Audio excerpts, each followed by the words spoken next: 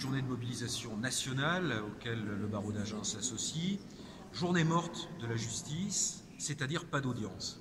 Pourquoi une journée morte? Parce que ça va préfigurer, ou elle a vocation à préfigurer, ce que pourrait devenir la justice si nous maintenons le cap tel que le fait le gouvernement, s'il continue dans cette réforme qui se veut être de modernisation, mais dont on a tout lieu de penser qu'en réalité, à terme, elle constituera un retrait par rapport aux objectifs qui doivent être normalement poursuivis. Journée morte, c'est pas d'audience. Eh bien, pas d'audience, c'est ce que pourrait être le quotidien des justiciables lorsque les affaires se traiteront ailleurs devant des juridictions spécialisées. Il n'y aura pas d'audience à Agen.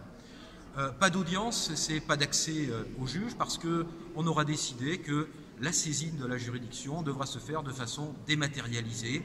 Il faudra le faire chez soi, depuis son ordinateur, si tant est qu'on ait des connexions.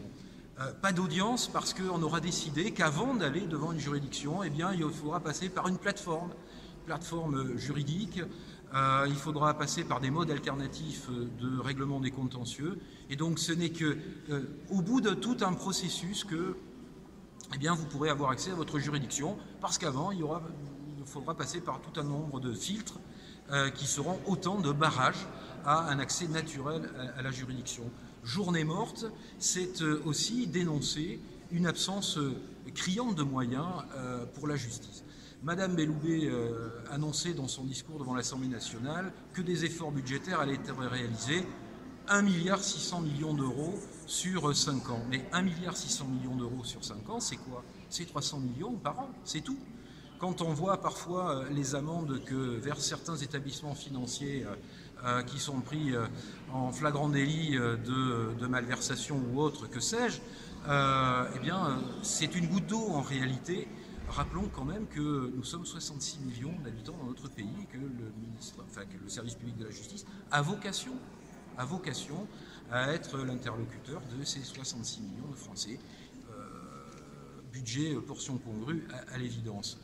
On nous annonce 1100 emplois créés en 2018. Mais gageons qu'il ne s'agit pas de 1100 magistrats ou greffiers supplémentaires. Combien sont partis à la retraite et combien ne seront pas remplacés? Autant dire que pas de budget, et bien à terme, c'est une justice morte, là aussi, et pas de justice dans les territoires. Agen étant assez emblématique de cette dégradation que nous constatons au fil des mois, au fil des années et au fil des réformes. Et la dernière en date ne dément pas les précédentes. Le bâtonnier écossais dénonçait la méthode comme nos instances professionnelles. C'est vrai que des engagements avaient été pris. Une concertation, alors avec beaucoup de guillemets bien évidemment, avait été entamée. Au final, que reste-t-il de tout ça? Eh bien, pas grand-chose, si ce n'est que les engagements qui avaient été donnés ne sont pas tenus. Déloyauté pour certains, trahison pour d'autres. N'ayons pas peur des mots, parce que c'est un petit peu le sentiment qu'a actuellement la profession. Alors voilà pourquoi il y a aujourd'hui une journée morte, parce que c'est peut-être ce que sera notre quotidien demain, et franchement, nous ne le souhaitons à personne, et certainement pas aux justiciers.